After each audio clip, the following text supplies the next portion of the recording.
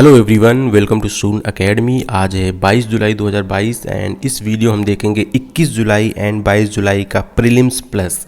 इससे पहले के जो हमारे प्रीलिम्स प्लस के वीडियो थे वो नहीं आ पाए थे, बट हम उनको जल्दी अपलोड कर देंगे। क्योंकि वो सारे वीडियो इसलिए नहीं आ पाए थे क्योंकि हमारा एप्लीकेशन पर कुछ काम चल रहा था, तो मैं एक्चुअली उस एरियाज़ में बिजी था। तो गाइस, अब हमारा एप्लीकेशन हो चुका है लॉन्च। हमारे सारे कोर्सेज़ आप यहाँ पर भी जाके देख सकते हैं। हालांकि ये कोर्सेज़ होंगे पेड, तो अगर आपको इन कोर्सेज़ को ज्वाइन करना हो तो हमारे एप्लीकेशन सून एकेडमी को अभी डाउनलोड कर सकते हैं प्ले स्टोर पर। आपको सिंपली सर्च करना है प्ले स्टोर पर सून एकेडमी, या फिर आप इस वीडियो के डिस्क्रिप्शन में दिए गए लिंक पर भी जाके आप हमारा एप्लीकेशन डाउनलोड कर सकते हैं। आपको कोर्स ज्वाइन करने के दौरान अगर कोई भी समस्या आती है तो आप इस नंबर पर हमसे व्हाट्सएप करके हमसे हेल्प भी ले सकते हैं। सून एकेडमी इन सारे सोशल मीडिया के प्लेटफॉर्म पर भी अवेलेबल है, तो आप जाकर यहाँ पर भी सून एकेडमी को फॉलो कर सकते हैं।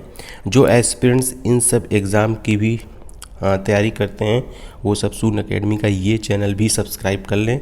And UPSC and state PSC के लिए ये सेपरेट चैनल तो है ही। हालांकि जो स्टेट पीएससी का जो करंट अफेयर होगा वो हमारे दूसरे चैनल सून एकेडमी पर आया करेगा, बिकॉज जो यहाँ का होता है करंट अफेयर और स्टेट पीएससी का ऑलमोस्ट सिमिलर सा होता है। अब चलिए हम बात करते हैं डिप्लोमेसी के बारे में। ये हमारा आज का पहला आर्टिकल है। देखिए, पहले क्या होता था, जितने भी लीडर्स होते थे अलग अलग कंट्रीज़ के, वो लोग पहले न्यूज़ में आर्टिकल वगैरह छपवाते थे। वो लोग बाकायदा प्रेस कॉन्फ्रेंस वगैरह भी करते थे, हालांकि अभी भी करते हैं कुछ कंट्रीज़ के लीडर्स। तो वो लोग बेसिकली जो भी अपना अपडेट देना होता था वो लोग बेसिकली प्रेस कॉन्फ्रेंस के थ्रू करते थे। लेकिन आजकल ऐसा नहीं होता। आजकल ज़्यादातर लोग क्या करते हैं, वो लोग जाते हैं ट्विटर पर एंड वहाँ पर वो लोग पोस्ट कर देते हैं। तो ट्विटर प्लस डिप्लोमेसी को मिला के डिप्लोमेसी बनाए, तो ये टर्म एग्ज़ाम के लिए इम्पॉर्टेंट है। अब चलिए हम बात करते हैं India Africa trade and investment agreement के बारे में। इसको हम आईटीआ भी बोल सकते हैं। तो ये इंडियन गवर्नमेंट का प्लान है विद अफ्रीकन कंट्रीज़, जहाँ पर पार्टनरशिप करेंगे under African continent for free trade area. Right, तो मतलब कि यहाँ पर बेसिकली ट्रेड की बातें होंगी। ओके, इसके अलावा इंडिया का कुछ और भी है यहाँ पर प्लान, जो कि ऑलरेडी एग्जिस्ट कर रहा है। जैसे कि एक प्लान है पीडा, यानी कि program for infrastructure development in Africa. African countries में इंडिया वहाँ पर इंफ्रास्ट्रक्चर को डेवलप करेगी विथ अफ्रीकन डेवलपमेंट बैंक के थ्रू।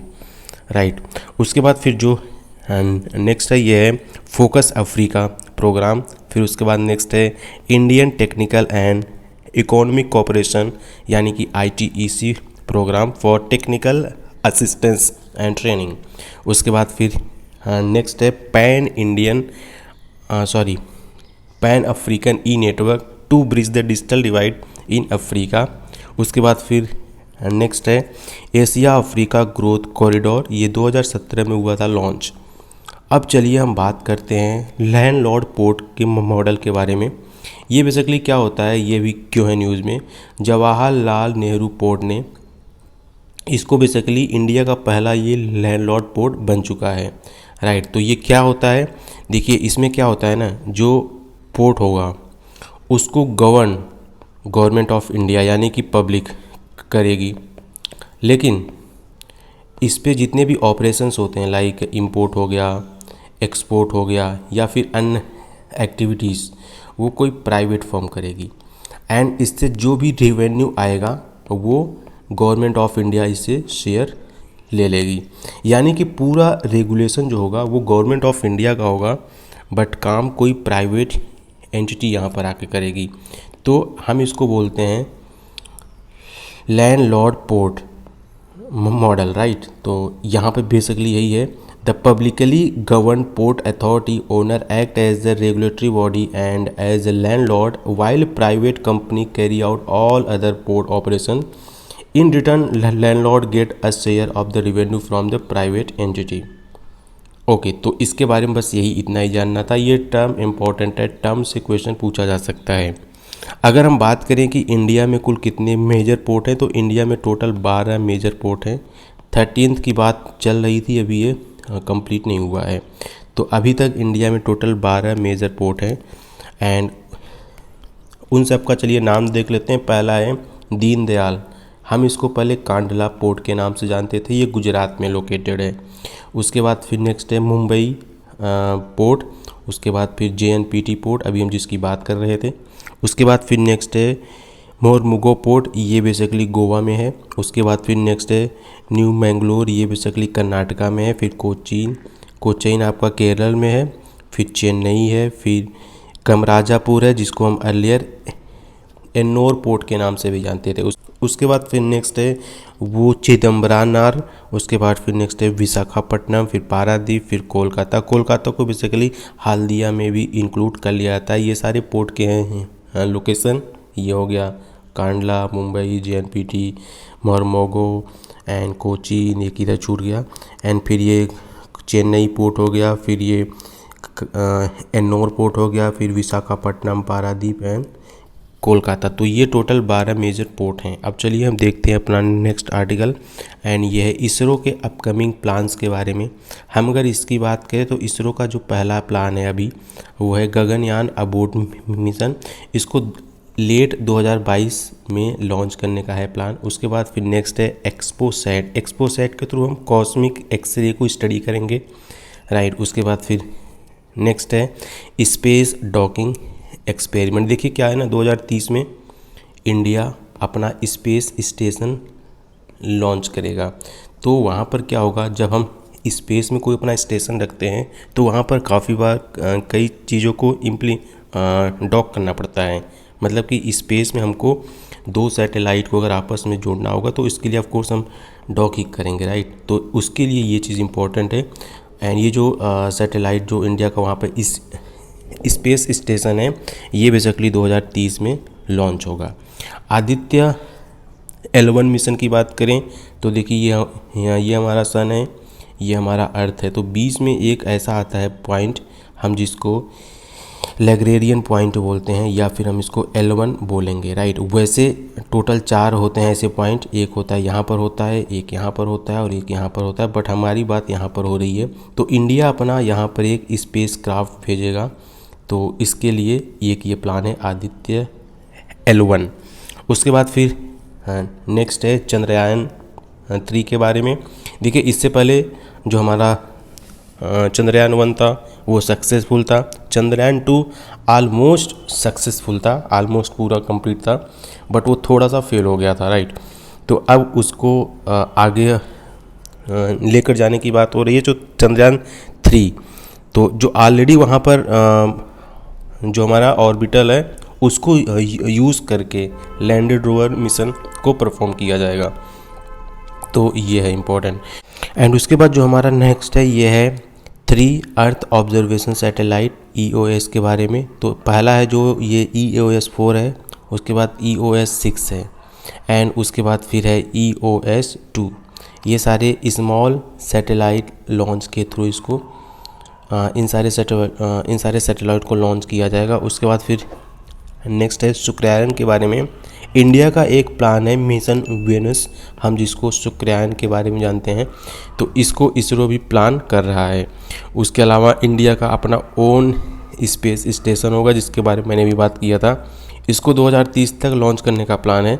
हालांकि ऑलरेडी 3 कंट्रीज़ है, जैसे कि रूस हो गया, USA हो गया, चाइना हो गया, ऑलरेडी ये वहाँ पर है इस्टेब्लिश। तो इंडिया भी जाएगा तो इंडिया 4th बन जाएगा। तो ये था प्लान इसरो के अपकमिंग मिशंस के बारे में। अब जो हमारा नेक्स्ट आर्टिकल है ये है एनेरिज्म के बारे में। देखिए क्या होता है, जो ब्लड होता है सबसे पहले वो हमारे जब बॉडी में होता है तो वो वेंस के थ्रू हार्ट में जाता है, राइट। फिर हार्ट से ब्लड जाता है आर्टरी में, आर्टरी जो कि हमारे पूरे शरीर में फैली होती है। जब आर्टरी के थ्रू ब्लड जाता है शरीर में, उसके बाद फिर वो वेंस के थ्रू वापस हार्ट में आता है। तो आर्टरी क्या होता है, जो आर्टरी में ब्लड का प्रेशर होता है वो काफ़ी ज़्यादा होता है। आर्टरी में ब्लड का प्रेशर काफ़ी ज़्यादा है, जबकि वेंस में ब्लड का प्रेशर कम होता है कंपेयर टू आर्टरी में। तो क्या होता है, यदि हमारे आर्टरी का कोई हिस्सा अगर वीक हो जाता है। तो चूँकि वहाँ पे ब्लड का प्रेशर ज़्यादा होगा तो यहाँ से ब्लड स्वेल हो जाता है, ये फूल जाता है, या फिर काफ़ी बार ये यहाँ से टूट भी जाता है, तो ब्लड हमारे शरीर में गलत जगहों पे जाने लगता है। तो इस प्रोसेस को हम बोलते हैं एन्यूरिज्म। तो यही बात यहाँ पर हुआ। यहाँ पर कोई एक एक्ट्रेस तो थी, उनके बॉडी में से कुछ एक्टिविटी हुई है, तो ये है न्यूज़ में। अब चलिए हम बात करते हैं अपने नेक्स्ट आर्टिकल के बारे में। एंड यहाँ पर बात हो रही है India and Namibia sign MOU यानी कि memorandum of understanding to bring cheetah into India, right. तो इंडिया में चीता को लेकर आने की बात हो रही है। एंड ये काफ़ी ओल्ड न्यूज़ है, काफ़ी मतलब 2-3-4 सालों से ऐसी बातें चल रही हैं। तो इंडिया में ये कहाँ पर लेकर आने की बात हो रही है? इंडिया में ये MP यानी कि मध्य प्रदेश के ग्वालियर के पास में एक छोटा सा नेशनल पार्क है जिसका नाम है कुनो नेशनल पार्क। तो यहाँ पर इसको लेकर आने की बात हो रही है। 2018-17 के आसपास से इसको लेकर आने की बात चल रही है।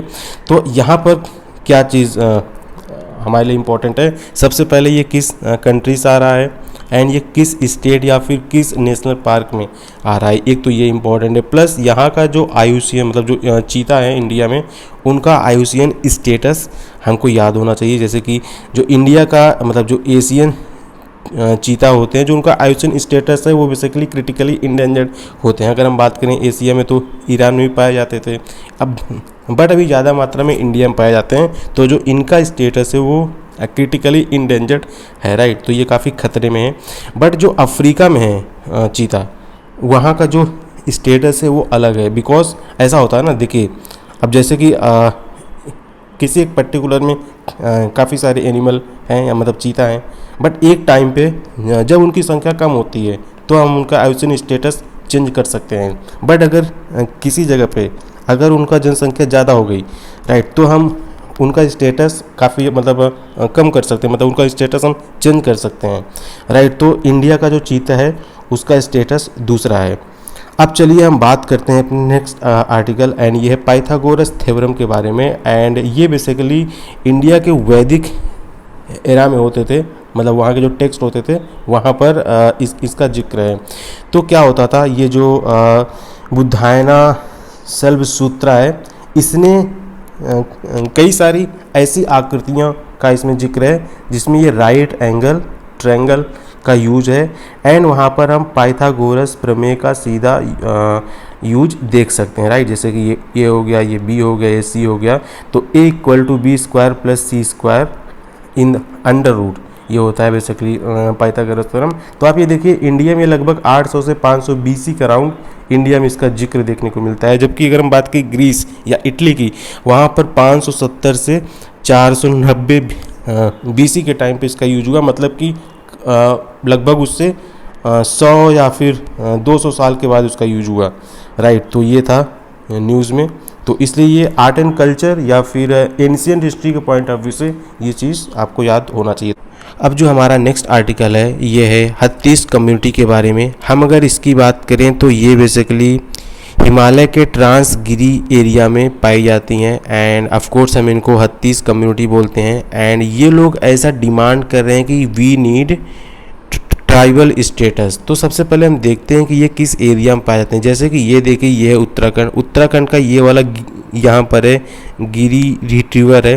तो जैसे ये हो गया सिल्ली हो गया, कैमरू हो गया, सिमरौर हो गया, रेणुकुली हो गया, राइट। तो इन एरियाज़ में ये कम्युनिटी पाई जाती है। तो ये लोग बोल रहे हैं कि हमको चाहिए ट्राइबल स्टेटस। तो इससे क्या होगा, इनको और भी काफ़ी सारे एक्टिविटी में परफॉर्म करने का मौका मिल जाएगा, प्लस इनको गवर्नमेंट सर्विसेज में आने का चांस मिल जाएगा। तो अब देखिए जो हत्तीस होते हैं ना, ये लोग अपने कल्चर को बहुत ज़्यादा प्रमोट करते हैं। ये लोग अपने घर में जैसे जो इनके घर के आसपास में जो ग्रो करते हैं एंड ये उसको फिर सेल करते हैं मार्केट में।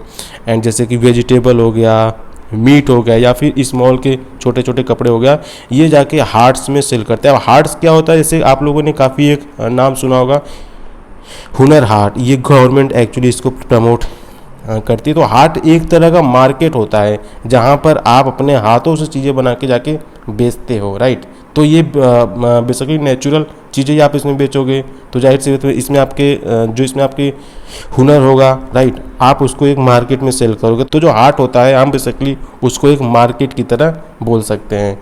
तो ये कम्युनिटी इसलिए न्यूज़ में है। तो आपको इसका एरिया होना चाहिए पता, जैसे कि ये कुछ एरिया यूके का हो गया, कुछ जैसे हिमाचल प्रदेश का भी एरिया हो गया। तो इन एरियाज़ में ये कम्युनिटी पाई जाती है।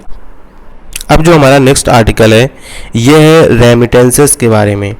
इंडिया ने सबसे हाईएस्ट रेमिटेंसेस प्राप्त करना स्टार्ट कर दिया है आफ्टर मतलब यूएस से प्राप्त करना शुरू कर दिया है आफ्टर यूएई। मतलब कि फर्स्ट नंबर पर आपका अभी भी यूएई है, उसके बाद सेकंड नंबर पर यूनाइटेड स्टेट है। आरबीआई के अकॉर्डिंग इंडिया ने लगभग 87 बिलियन डॉलर का रेमिटेंसेस प्राप्त किया है इन द वर्ल्ड, जो कि वर्ल्ड का सबसे हाईएस्ट है, राइट। अच्छा, एक बात और है, ये रेमिटेंसेस क्या होता है, जैसे कि आप इंडिया में, राइट, आप जब इंडिया से बाहर गए किसी दूसरी कंट्री में जॉब करने के लिए, आप वहाँ से ऑफकोर्स पैसे अर्न करेंगे, आप फिर उस पैसे को इंडिया भेजेंगे, तो हम इसको बोलते हैं आप इंडिया में रेमिटेंसेस सेंड कर रहे हैं, राइट। मतलब कि आप इंडिया को फाइनेंस का जो आप इंडिया को फॉरेन से जो मनी सेंड कर रहे हैं, हम उसको बेसिकली वर्ल्ड अफेयर के रिस्पेक्ट में रेमिटेंसेस के तौर पर देखते हैं। तो इंडिया में हर साल काफ़ी मात्रा में रेमिटेंसेस आता है। तो अभी तक ऑफकोर्स यूएई था टॉप पर, इसके अलावा कोई दूसरी कंट्री टॉप पर थी। अब सेकंड पर आ गई है यूनाइटेड स्टेट ऑफ अमेरिका। अब हम बात करते हैं कि अगर हम जो स्टेट जो सबसे ज़्यादा रेमिटेंसेस प्राप्त करता है वो कौन कौन सा, तो देखिए पहले केरला हुआ करता था, लेकिन महाराष्ट्र उसको पीछे छोड़ दिया। तो Maharashtra has emerge a top recipient of state surpassing the Kerala. उसके बाद ऑफकोर्स केरला, फिर तमिलनाडु, फिर कर्नाटका है। तो वैसे ये जो हमारा 2021 और 2022 का जो हमारा इकोनॉमिक सर्वे आएगा फरवरी में, मतलब फरवरी 28 को आएगा, हाँ 28 फरवरी को आएगा। तो उस दिन ये जो इकोनॉमिक सर्वे आएगा उसमें इसका जिक्र देखने को मिल जाएगा। अब चलिए देखते हैं नेक्स्ट आर्टिकल, एंड ये है मार्बर्ग वायरस के बारे में। हम अगर इसकी बात करें तो ये बेसिकली इबोला लाइक वायरस है जिसका आउटब्रेक बेसिकली घाना में हुआ है। बस इतना ही जानना है इसके बारे में। सो गाइज ये था आज का हमारा मतलब 21 एज वेल एज 22 जुलाई का प्रीलिम्स प्लस। मिलते हैं ऐसे एक नेक्स्ट वीडियो में। थैंक यू मैं very much, and please do subscribe to our Soon Academy channel and share this video with your friends. Thank you very much. जय हिंद, वंदे मातरम।